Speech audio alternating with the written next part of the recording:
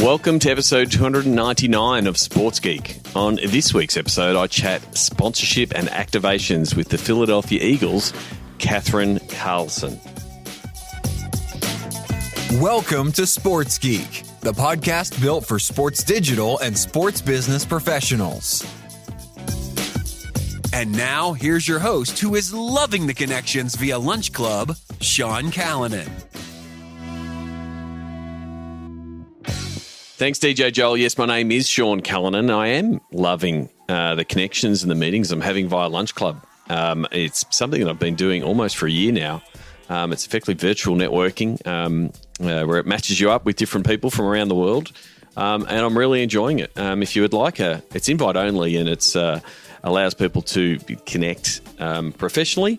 If you want to check out Lunch Club, please just reach out to me, slide into my DMs. I will send you an invite. But it's been really beneficial. I'm really loving meeting with different people across sports, technology, video games, gaming, esports. It's been really good. So, check out Lunch Club, a growing professional networking solution, I believe is probably the best way to describe it. Otherwise, you can find me at Sports Geek HQ. Most things, sportsgeekhq.com is where you can find all things Sports Geek. You can find the podcast. You can find our Sports Geek news email that goes out weekly. You can register for our Zoom calls.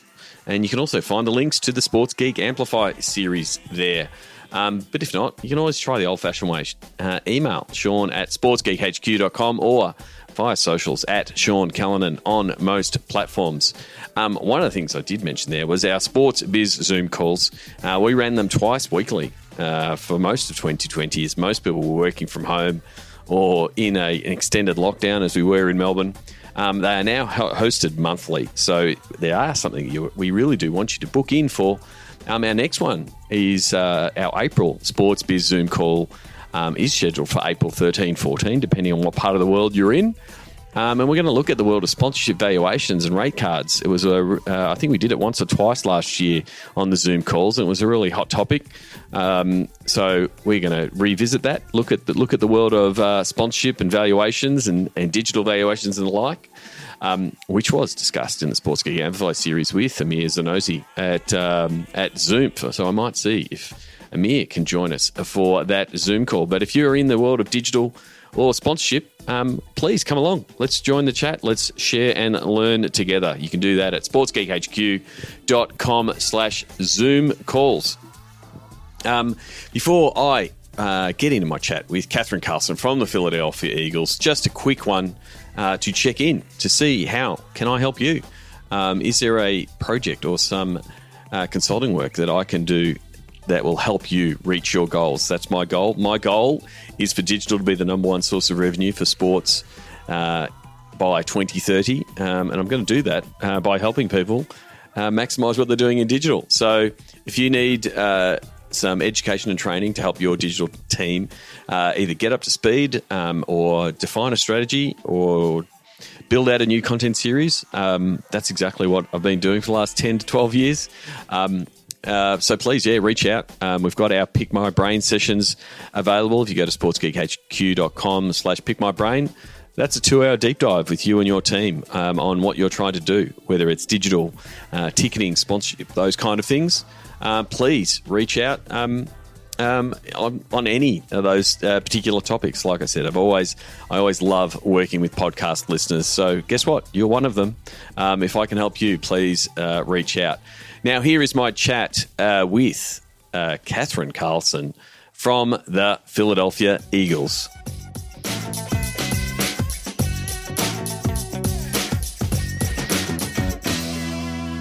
Very happy to welcome the Senior Vice President of Revenue and Strategy for the Philadelphia Eagles, Catherine Carlson. Welcome to the podcast.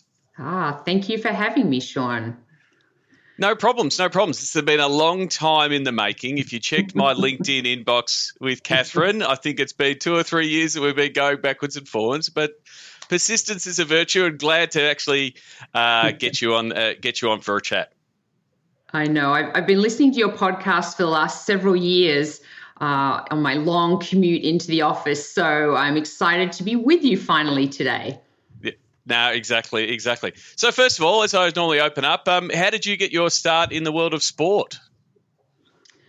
Well, I can tell you my career path to getting me to the NFL and the Philadelphia Eagles has probably been a little bit untraditional. You can tell that I originally from Australia. So started off my sports journey around 30 years ago now, which is crazy to think.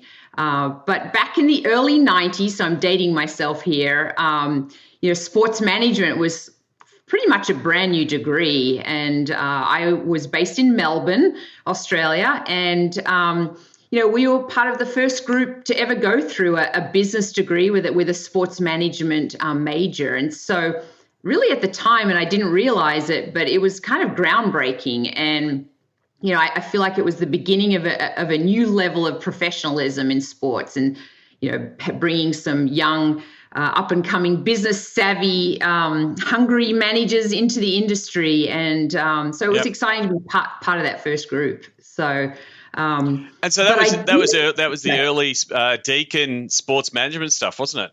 Yep, it was actually Victoria College when I first started, and then it transferred over to Deakin University. So I actually started my first job in sports was actually in rugby league. So kind of ironic that I started with one code of football and now I'm in the NFL, but I actually started in the Victorian Rugby League, and that sort of predates anything prior to the Melbourne Storm coming into Victoria.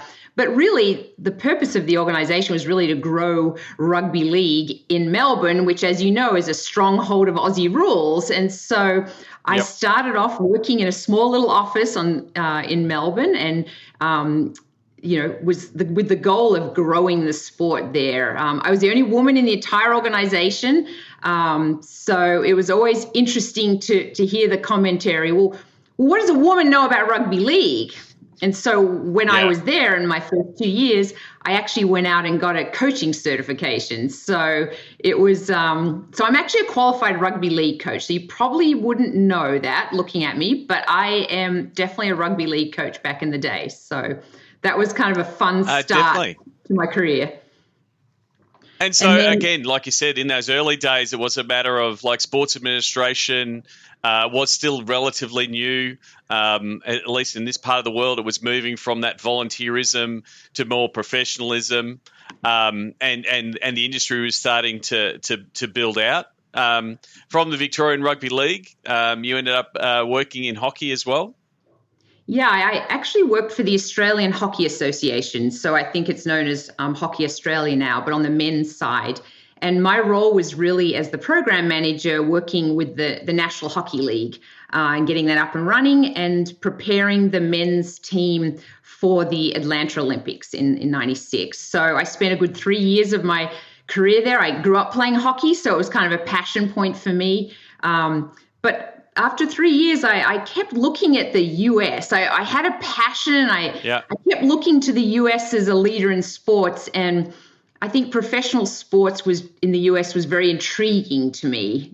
Big TV audiences, huge broadcast rights, sponsorship deals, entertainment, big personalities, and so I kind of took a leap of faith and decided I'm packing up my bags. So I actually packed up 2 suitcases, jumped on a plane and headed to the US and in pursuit of a master's degree in sports major. So that's actually how I ended up in the US. And now I've been in the States for about 23 years.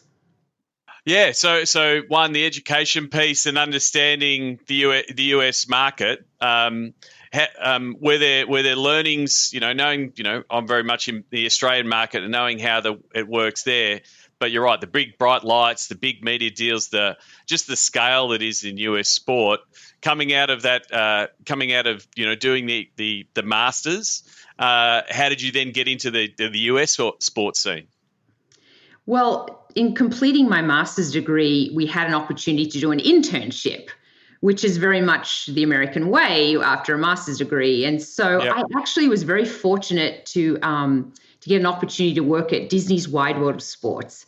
down in Orlando. And a lot of you know it recently as the NBA's bubble during the COVID time. Yep. So I actually spent my first, I spent a year as an intern there, just learning the ropes and just learning the incredible machine that Disney is, and learning the importance of customer service. Just world class. They're world class, top notch in everything they do, including running a sports facility. So for me, having that opportunity to work for such a big brand such as Disney and get involved with a project that Disney hadn't got into, so they're really known for their theme parks and movies, but they jumped into the sports world. And so I worked in the Disney's Wide World of Sports, which is now known as ESPN Wide World of Sports, for about 6 years, and really learned a lot about the company. Really, the Wide World of Sports was designed as almost like a sports commission in driving sporting events to Disney, and then that was the lead into staying at the Disney hotels and purchasing theme park tickets while they were there with their sports teams. So it was really interesting to see how the business model started and it progressed over the years. I mean, at the end of the day, Disney was creating sports events for young youth to come down. And all of a sudden, it's really cool as a teenager to go to Disney with your friends and your sports members when you had time off in between your games and your various sports tournaments. So it was such an interesting model to learn about and see the way Disney operates their business. I mean, it is quite a fascinating company to work for, and it makes me who I am in terms of customer service is so important, attention to detail. There's so many things that Disney does well, and it's a really good grounding, as you move into the professional sports realm. It was just certainly a good grounding or foundation to move into professional sports. So, one of my favorite books of the pandemic was Bob Iger's book, Ride of a Lifetime, sort of talking about, the Disney way and all the things that happen there. So it would have been a fascinating space and would have given you a lot of touch points to different parts of the world of sport, being it's such a, we do know it was the hub for COVID in the NBA, but also at that time, a lot of sports teams were going through there, a lot of young talent was going through there. So it would have been a great networking opportunity. Was that something because of the proximity that led to you working at the Magic? Well, I actually, after about 6 years working at the Wide World of Sports, I had an opportunity. So I really loved the concept of deal making. So business development, sponsorship, it was something that I always had wanted to do. And primarily up until that point, I'd been more on the event management side. And so I had an opportunity to actually take a bit of a risk. And sometimes this happens in your career where you deviate. And I had an opportunity to work as a business development manager at one of the theme parks. So at Epcot, so if any of you are familiar with Disney, Epcot's one of the 4 theme parks. So my office was actually above one of the rides. So that's quite an interesting story in itself. But my role in business development was to build corporate alliances. So work on sponsorship deals for all the theme parks. And so that great opportunity led me to wheeling and dealing, and with the power of the Disney brand behind you, creating all these incredibly integrated experiential sponsorship experiences within the theme park environment. So if you think about it, I'm sure you've heard about Walt Disney World Imagineers. They're the creative brains behind a lot of the different rides and themed lands that you see at Disney. I had an opportunity to work hand in hand on multiple occasions with the Imagineers in creating sponsored experiences within the theme park. And so that really led to a chance meeting with an executive from the Orlando Magic. And he said, we're opening a new arena, now called the Amway Center. And he said, we want to approach sponsorship differently. And so we think your Disney experience, and how do we transform the way we've been doing partnerships from a more,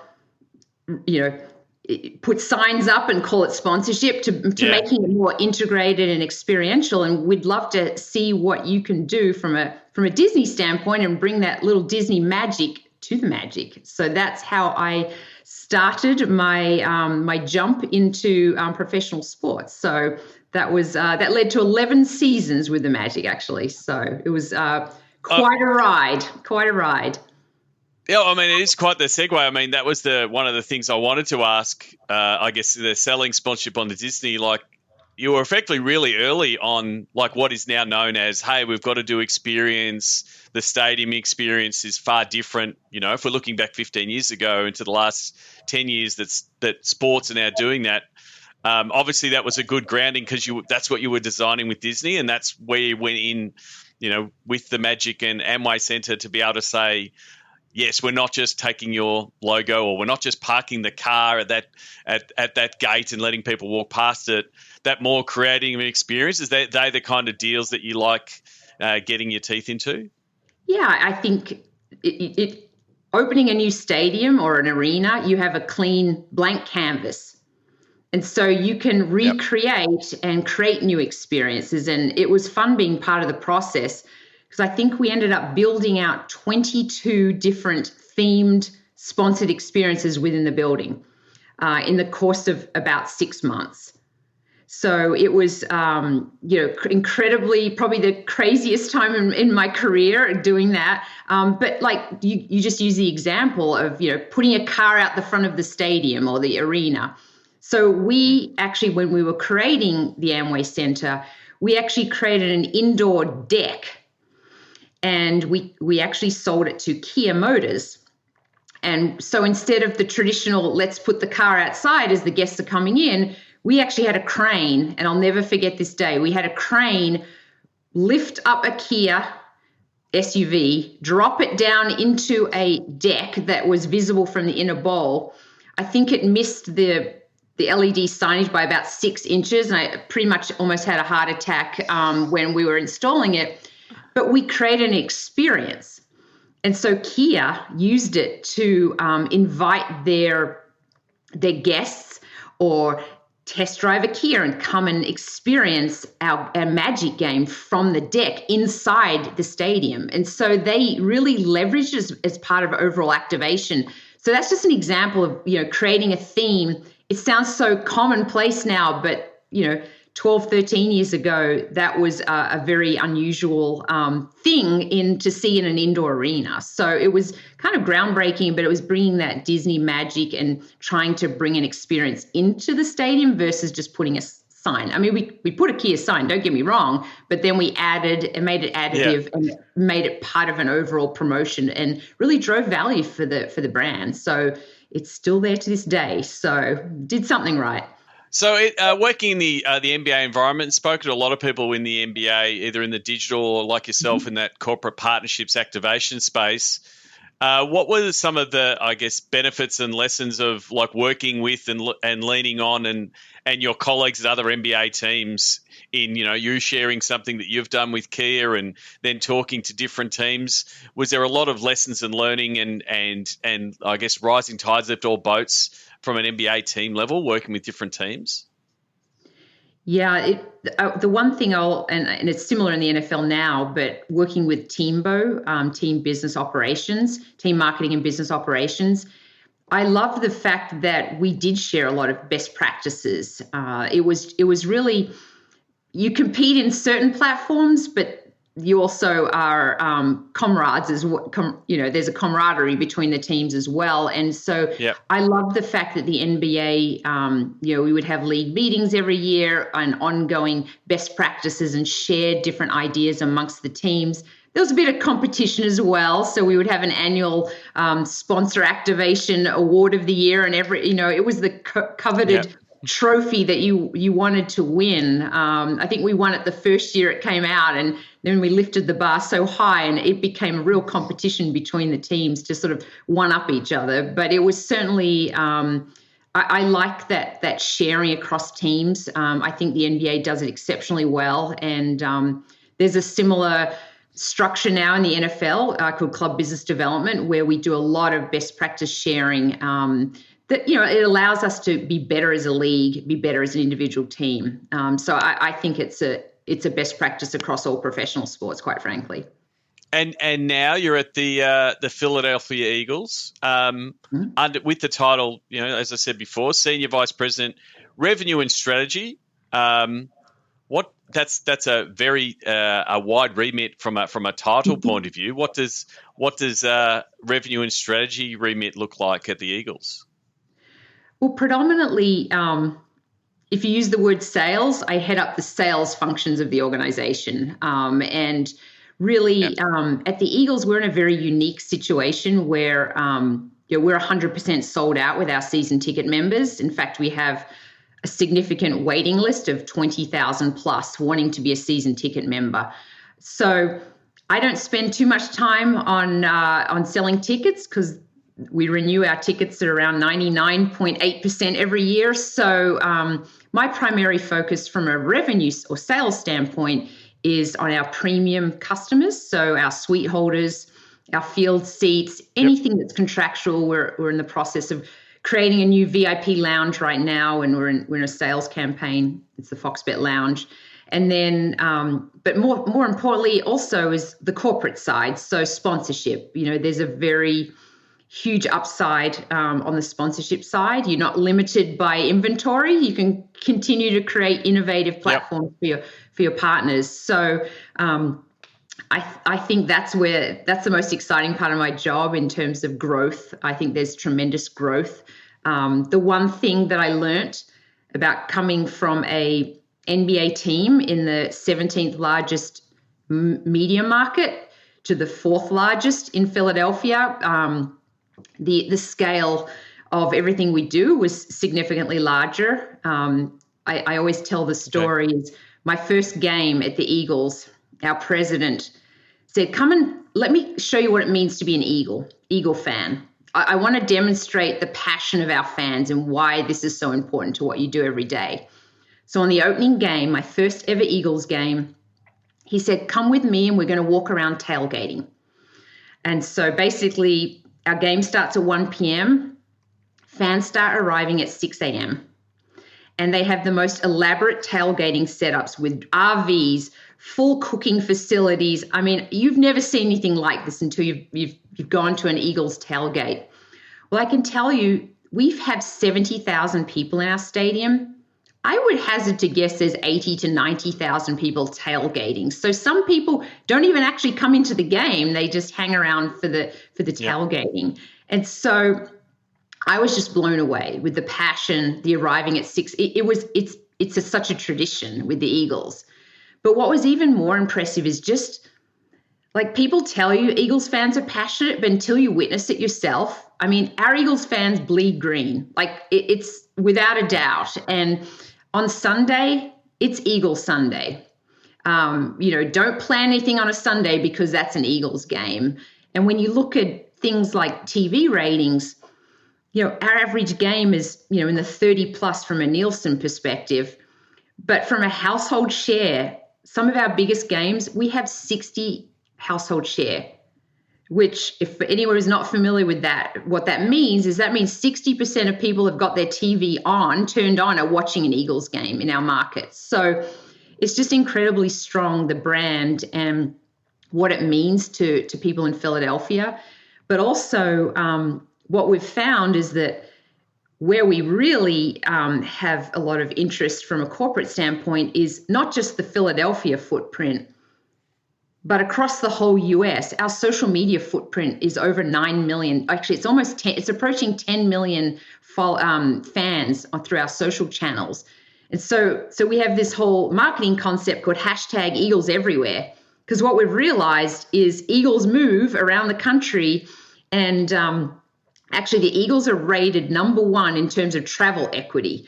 So our fans travel to away games. In some instances, we'll show up on the road, and there are thousands and thousands and thousands of Eagles fans at the game. And in some locations, it sounds like an Eagles home game because so many of the fans travel. So it's just such a incredible. So having that as your foundation to go out and sell corporate partnerships is pretty powerful. And it really allows us to do some fun activations, some fun programs and marketing platforms with our partners, both on social, both in stadium, both in market. So it's a lot of fun. I get to do fun things every day with a very strong brand here in Philadelphia. I mean, and that fan experience and what the fans have created, like there's so many sports that are trying to, Disney-fy, and try to create this experience and manage it and everything, but you've already got that, and it's been built organically from the fans, like that tailgating experience and the passion that the fans have that they're going to show up. Like that's amazing. Like you said, the opposite of a blank canvas, but it's like this rich canvas that you can tap into from a partnerships point of view, to bring your partners to that experience. But then also you've got that digital piece that is, that more and more, 2020 has probably made a lot of sports realize all these activations that we normally would do at a tailgate and a stadium that have been limited with limited fan numbers. How did you make some changes last year with the restrictions around COVID? Was there a pivot with a lot of the things you were doing to digital and with your partners? Yeah, I mean, look, 2020 is the year of learning. I think, when you're working with partners, I think we always contemplated at some point there might be a cancelled game because of weather, or, maybe there's a lockout because of, labor disputes. But I don't think anyone in our industry would have ever contemplated playing games in a stadium without fans. So that was just the most incredibly challenging, but, and managing a team and through this virtually.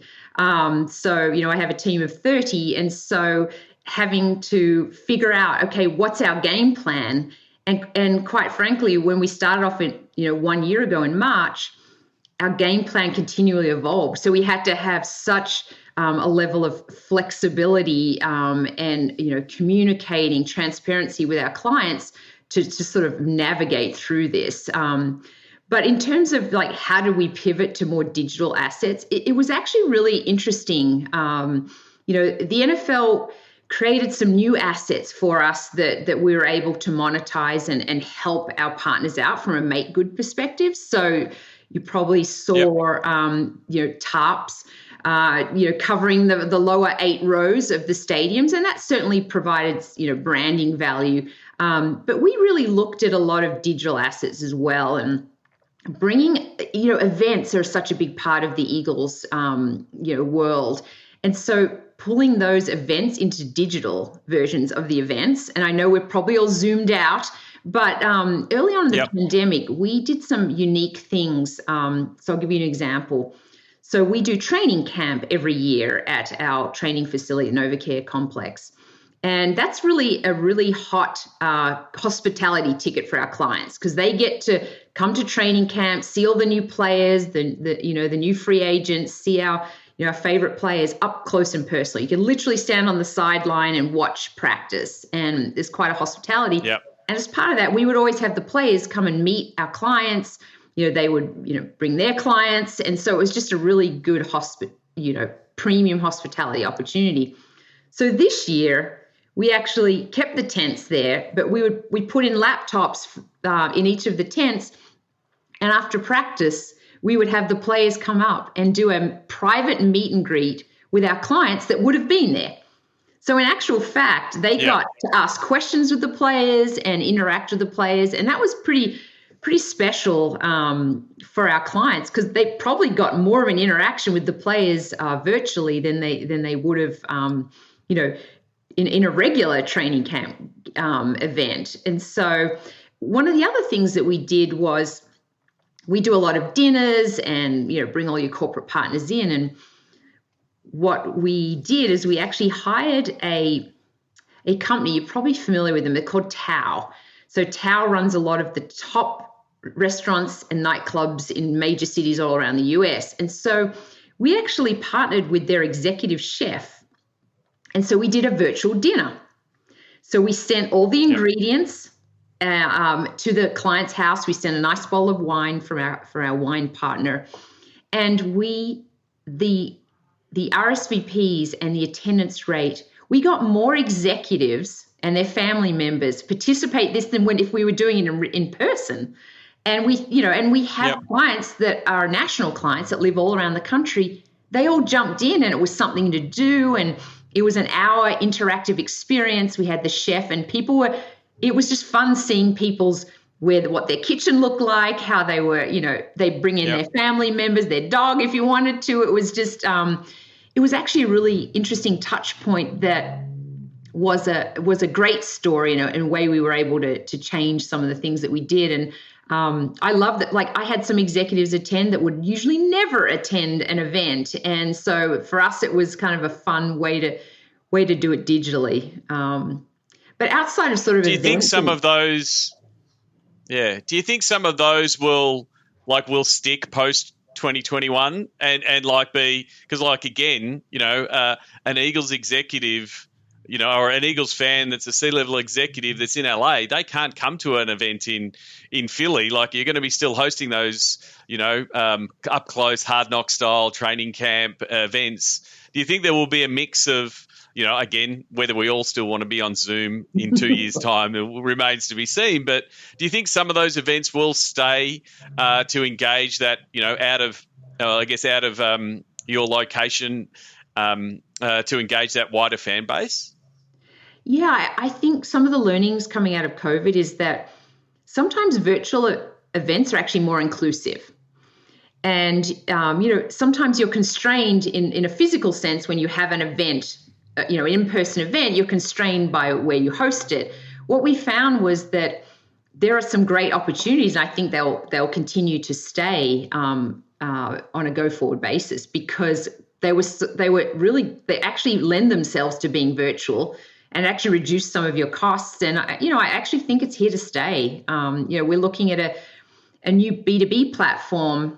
We're calling it the Eagles Business League, and basically we're creating a series of different types of events, everything from women's focused events to networking type events to sort of a lunch and learn huddle type events. And so we're creating it under this banner, and now we're starting it off virtually because we think it is just a great way to continually engage our partners. They don't have to live in Philadelphia. We can engage them across the entire country, which I think it's here to stay for sure.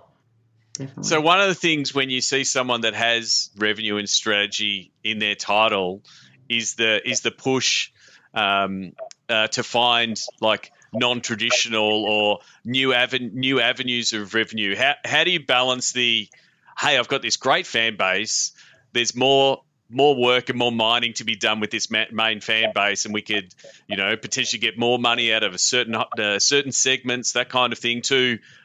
We do want to do, play in these new areas. How do you balance that with your role? Yeah, look, I think my job is to uncover new revenue opportunities. And I think some of the most interesting examples this year or in the past, probably 18 months has been in the legalized sports gambling category. Relatively new to the US, but that's just been an interesting one to navigate and figure out what's the best strategy on moving forward. And I will tell you, the league, the NFL really set up a gambling policy for us. So that was kind of our guardrails, if you will. And it really had four key pieces or objectives. And that's sort of my guiding principles and how we create the strategy and opportunities. And the first one, which is really important, no matter what part of the world you're in, but protecting the integrity of the game. So we know that that's an important piece to it.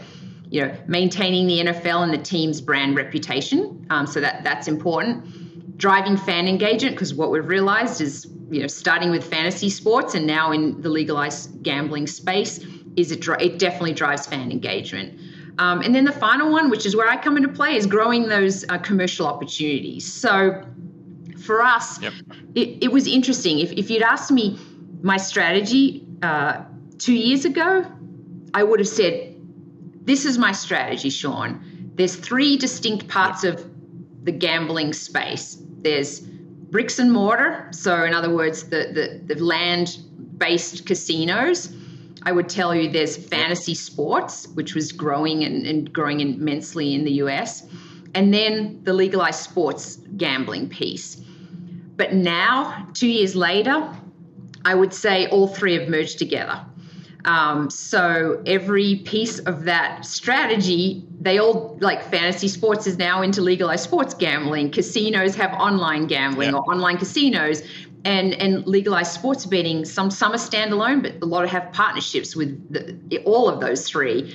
And so that consolidation really made you think, okay, what's the best strategy for us moving forward?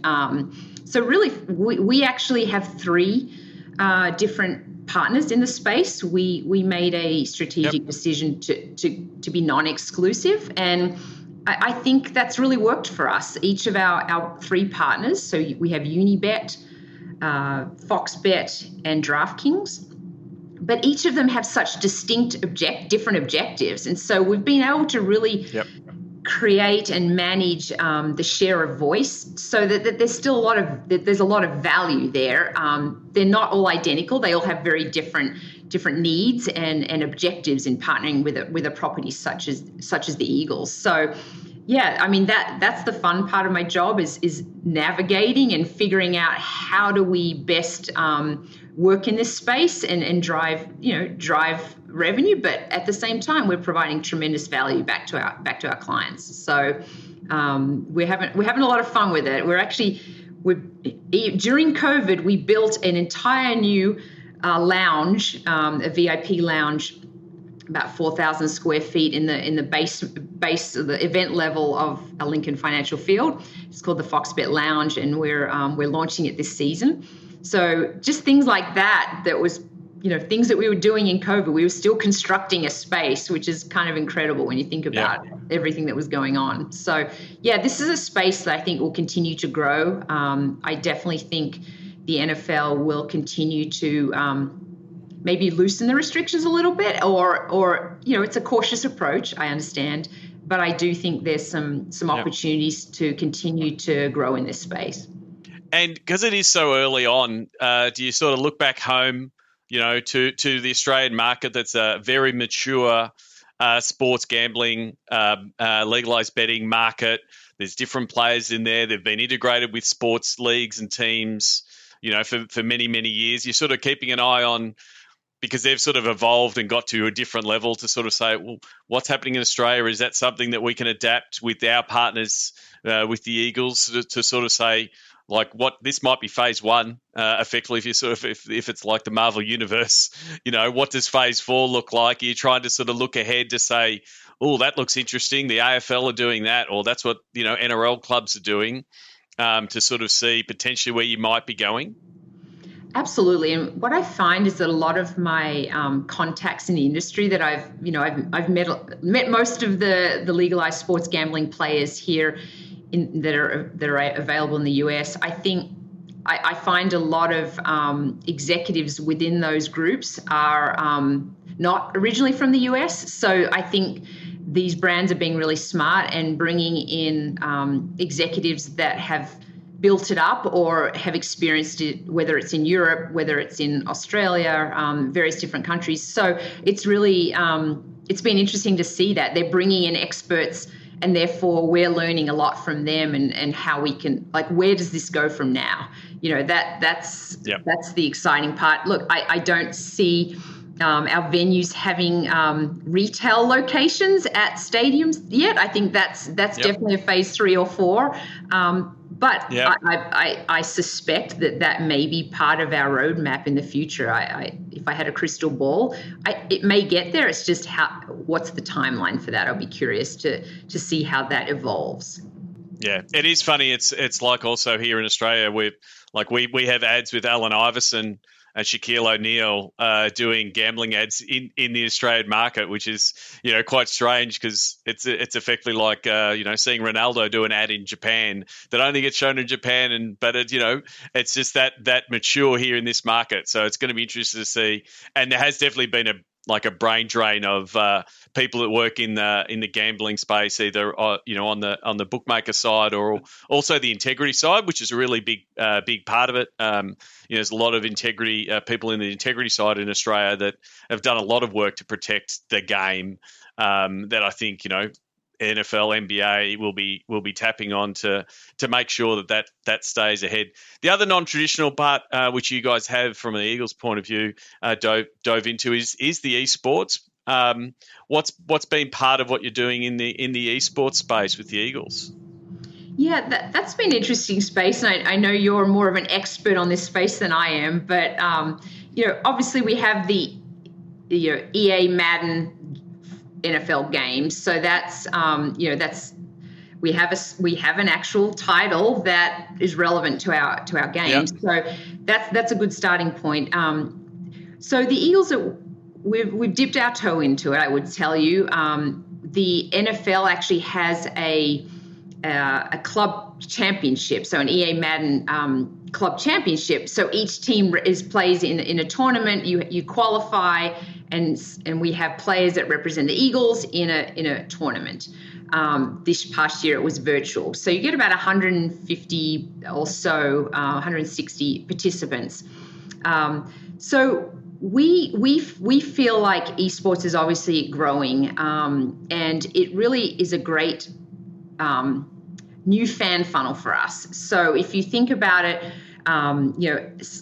we want to continue to build our fan base. So we recognize that our fan base continues to age, and what we want to do is bring in some of these younger fans, so that 13 to 24-year-olds, because ultimately in 10 years they'll be buying the season tickets, not their parents. And so really want to get them involved. So we actually recently partnered with a company called Esports Entertainment Group. So they have multiple components of their company. So they have where we are involved in the Eagles is on the online tournament provider. So we're not an expert in running tournaments, esports tournaments. So we actually are working with them this year to host 2 Madden tournaments for us, but have multiple weeks of qualifying events. So now we're going, and they're not necessarily professional players, like more that you're involved with, but it's the average Joe getting involved and participating and qualifying in these events. So it opens up our the ability to target thousands and thousands of potential gamers. And so we're doing it. So we're following the league season. So we're going to have a tournament run by EG, a Madden tournament at the start of the season, and then sort of midway through the season. But the way we eagle-eyes it is that we're going to actually work with 2 of our players, and we're going to assign them as ambassadors.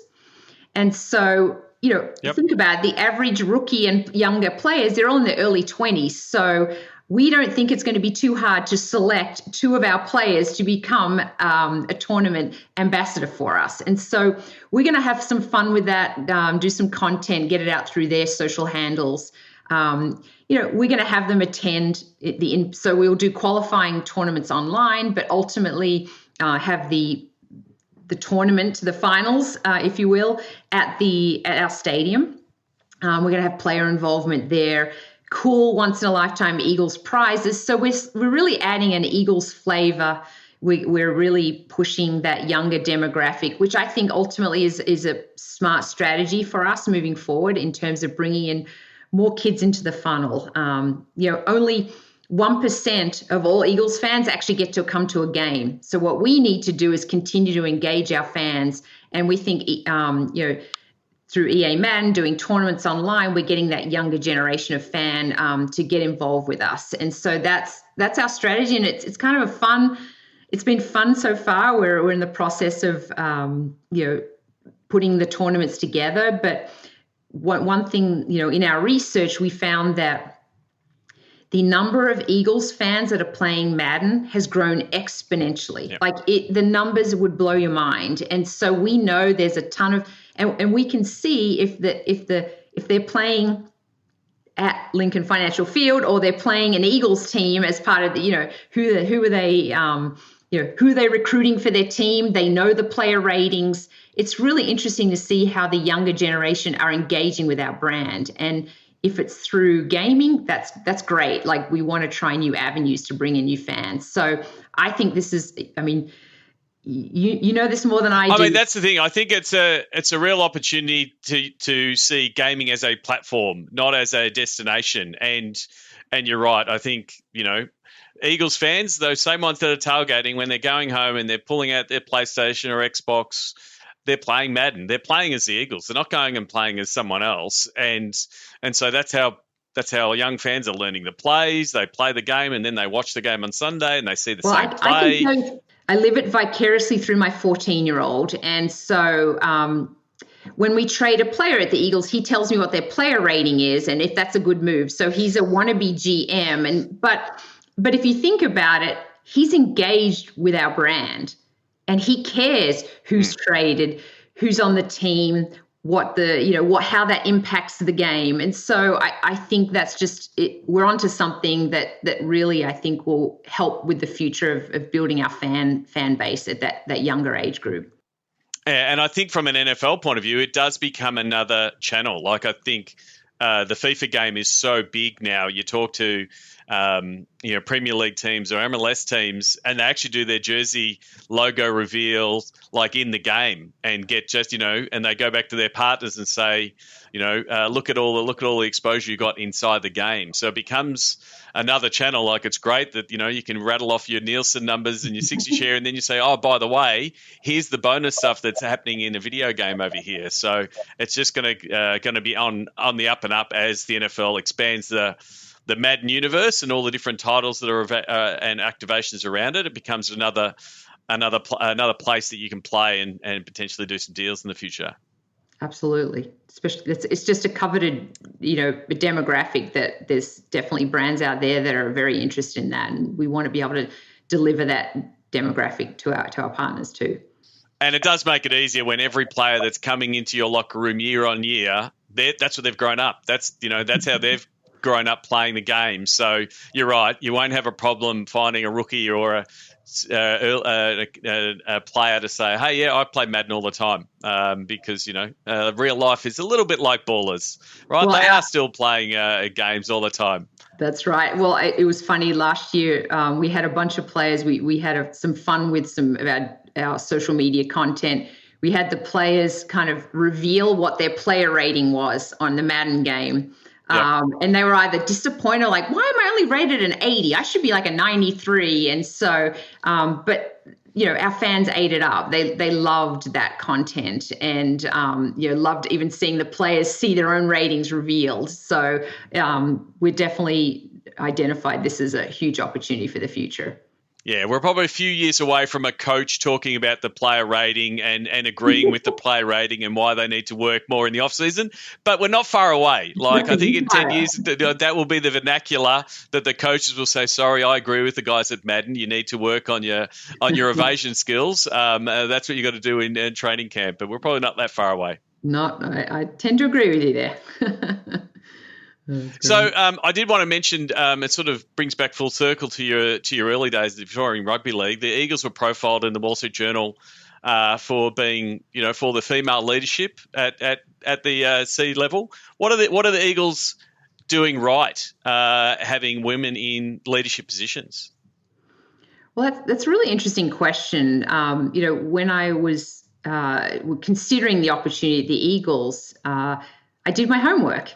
And one thing that was really genuinely surprising was the number of women executives on the executive team. And so it was interesting because my first leadership meeting, I walk into the boardroom and I look around the room and 4 out of 6 of our leadership team are women. And I don't know if there's another NFL team out there that has that, can brag about that. But it's truly, and it's not just a seat at the table. I have a seat at the table driving the strategy for our franchise. And that is a pretty, incredible thing. And I'm proud of that and hopefully, leading the way for other women and providing them with opportunities in the future. But I'm very fortunate. Our president is just very open. He wants to, hire the best talent, and it just in this case it happens to be we have some women in significant roles at our organization, and I love that. I think it's was one of the attractive factors of coming to the Eagles, and I'll shout it from the rooftops and brag about it, because I do think it's unusual, but I think it's a great business model, having diversity of thought, different thoughts and opinions driving the strategy of the team. So I love it. I think it's a great talking point, and we'll continue to stay at the Eagles and continue to pave the way for other women in the industry. Definitely, and you're completely right there. The just having more voices at the table, that diverse opinion. Half the audience, of NFL games is women.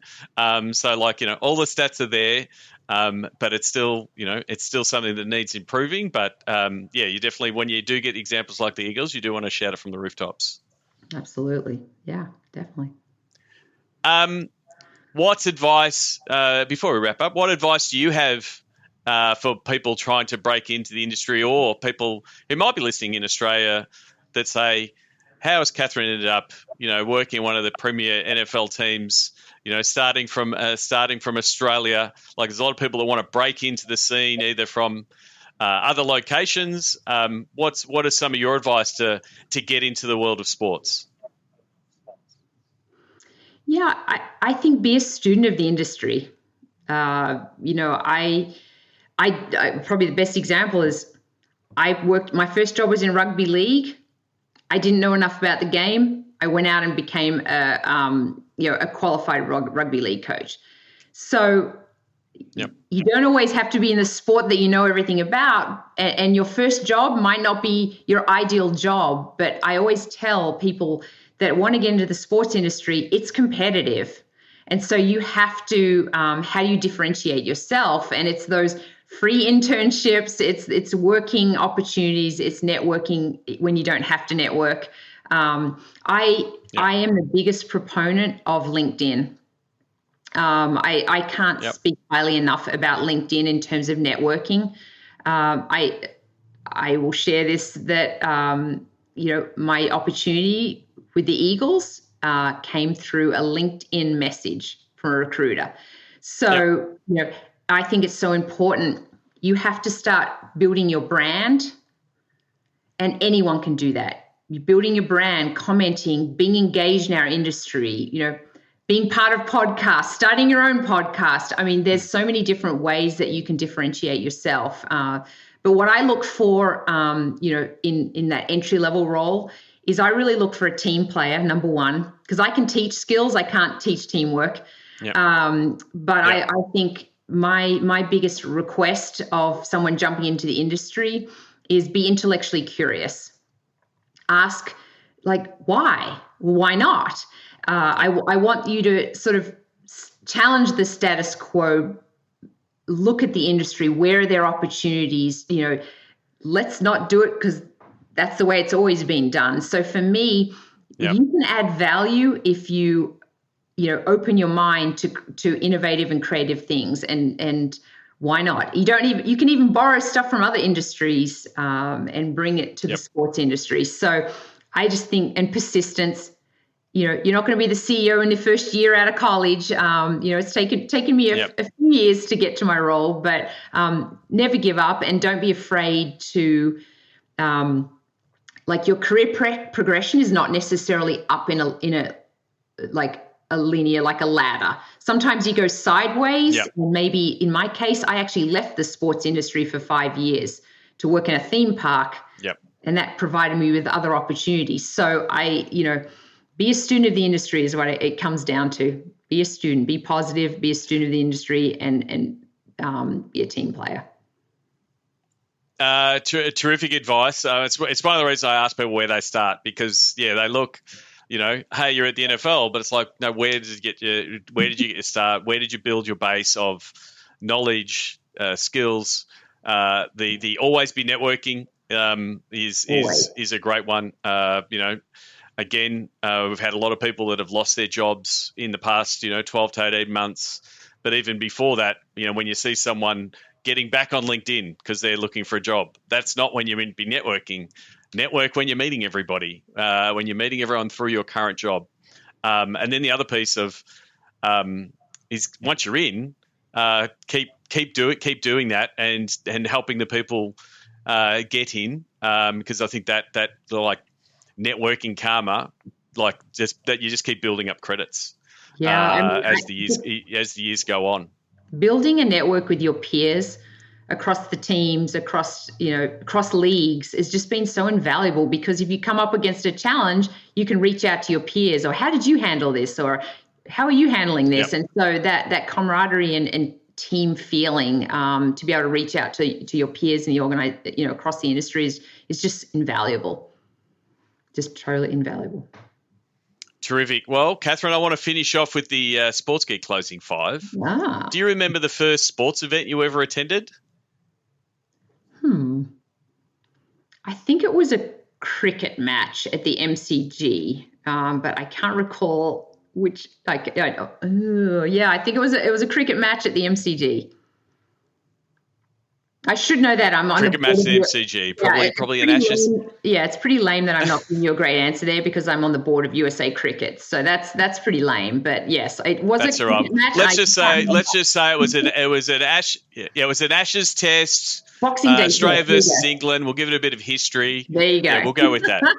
But you would have been to a lot of sports events in your time, and the food options in sport have changed vastly over the past 25 years. Do you have a go-to food when you go to a sports event, or do you have a favorite food memory at a sports event? Yeah, I used to. I think I liked. I don't know. It sounds lame, but I really liked the non-traditional, like hot dogs and burgers are just, or 4 and 20 pies were just not my thing. So I like trying different things. So for me, I'm a sushi person. Like, I don't know why, but if I get into it and have some sushi, and I don't know why, but that's what I like, my jam. So I'm not. That's not right. Hopefully, you've still got a job, because you didn't say Philly cheesesteak, but mate, I thought you might have been contractually obliged to say that, but that's fine. What's the first app that you open in the morning? Probably Facebook. I'm showing my age. But I open about 4 at once. Okay. So I open Facebook, Instagram, LinkedIn, and Twitter. They're my 4 in the morning. Yeah.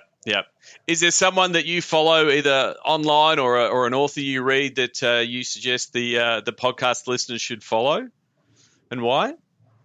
On the reading side, I just sent out to my sales team. I think the author is Weinberg. It's Sales Management Simplified, and then New Sales Simplified.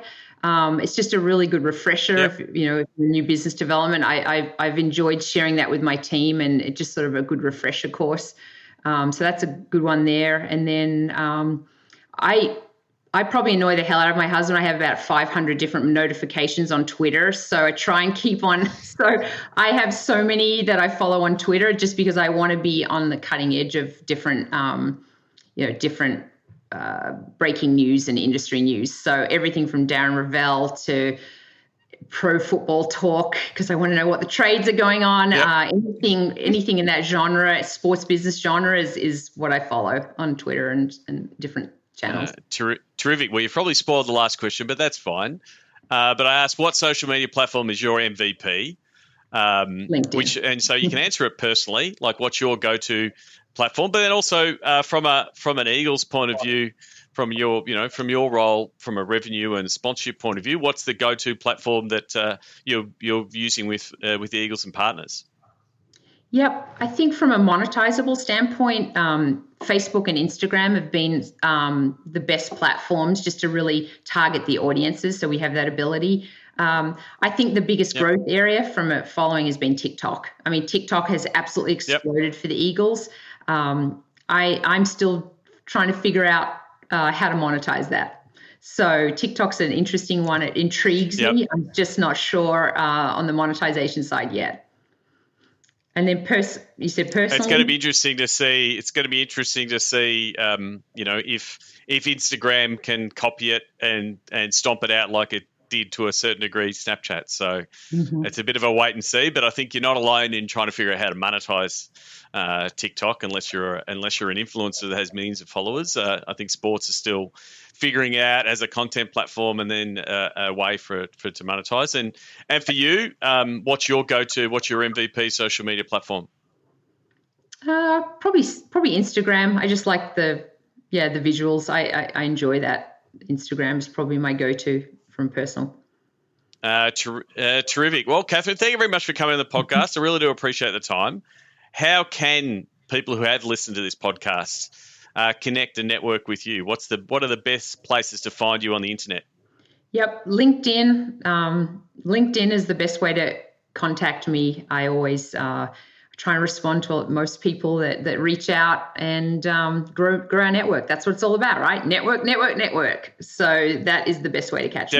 Definitely. Catherine, Carlson, thank you very much. I will put the links to your LinkedIn in the show notes. Please send a message. Say, Catherine, I listened to the podcast. I really enjoyed it. I loved this point that you made. And then insert the point there. It's not homework. It's networking.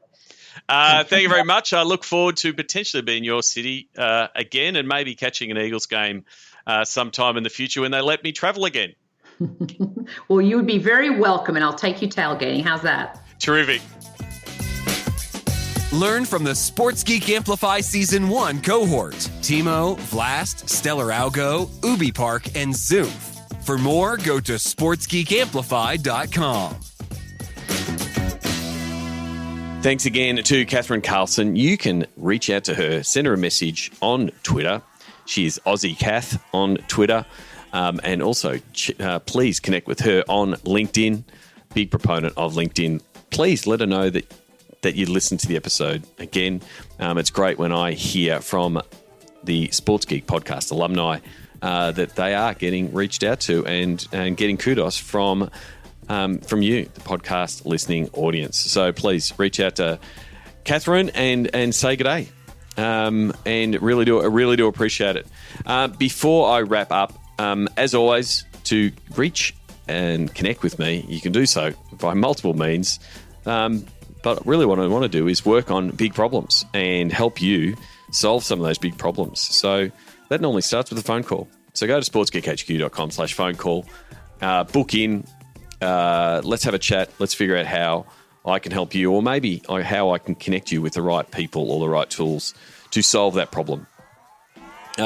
Before I wrap up, all of the key links, all of the destinations that you want from me are at sportsgeekhq.com.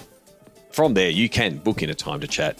From there, you can link to and check out the Sports Geek Amplify series, which is also available at sportsgeekamplify.com. Really do appreciate all the feedback we've had for the first season of Sports Geek Amplify. Big shout out to the season 1 cohort, Vlast, Timo, Stellarago, Ubi Park, Zoomph. Please check out their episodes and what they've been doing the last 12 months to help sports business get back on its feet. I really am a big believer in how sports tech can help sports business bounce back, and the 5 companies in the Sports Geek Amplify cohort can definitely help in that regard. So please check out the episodes and please give me some feedback on that as a series. We're currently in pre-production for season 2. If you're a sports technology solution that you think can help sports bounce back, please reach out to me. I'd love to discuss how we can help both amplify your message, but then also help sports overall. Hope to see you on the next Sports Biz Zoom call. Please register for that. And for the Patreon subscribers, which I have not shouted out right now, thank you very much for being a Patreon subscriber. You too can be a Patreon subscriber by going to sportsgeekhq.com/Patreon. Until next episode, which will be episode 300, mind you. My name is Sean Callanan, and you've been listening to Sports Geek. We'd love your support on our Patreon campaign. Go to sportsgeekhq.com/Patreon. Have you listened to the Sports Geek Amplify series? Go to sportsgeekamplify.com to listen.